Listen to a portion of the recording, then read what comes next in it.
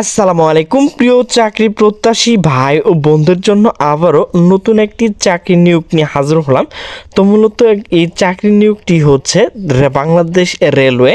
তো সেটি কিন্তু 2024 সালে পরীক্ষা হওয়ার কথা ছিল, তো সে পরীক্ষাটি হয়নি। তো সে পরীক্ষাটি কিন্তু বাতিল হয়ে গিয়েছিল।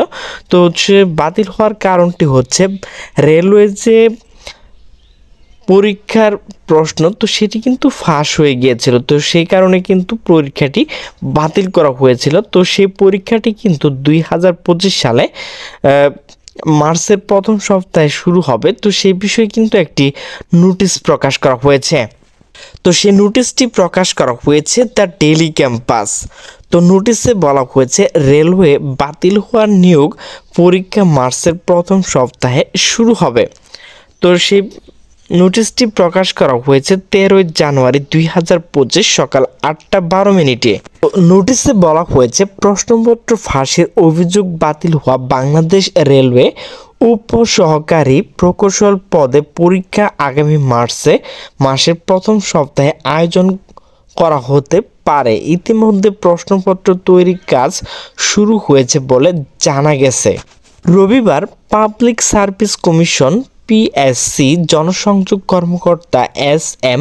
মতিউর রহমান দ্য ডেইলি ক্যাম্পাসকে জানিয়েছেন, কমিশনের সিদ্ধান্ত অনুযায়ী মার্চের প্রথম অথবা দ্বিতীয় সপ্তাহে রেলওয়ে নিয়োগের এমসিকিউ পরীক্ষা আয়োজন করা হতে পারে, এজন্য সংশ্লিষ্ট কাজ করছে।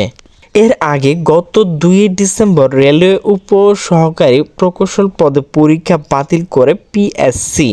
ওই দিন এক বিজ্ঞপ্তি পিএসসি জানা অধিদপ্তর স্বচ্ছতা নিশ্চিত করার লক্ষ্যে গত 5 জুলাই তারিখে অনুষ্ঠিত রেলওয়ে মন্ত্রণালয়ের অধীনে বাংলাদেশ রেলওয়ে উপসহকারী প্রকৌশল পদে গৃহীত এমসিকিউ টাইপ লিখিত পরীক্ষা বাতিল করা হলো।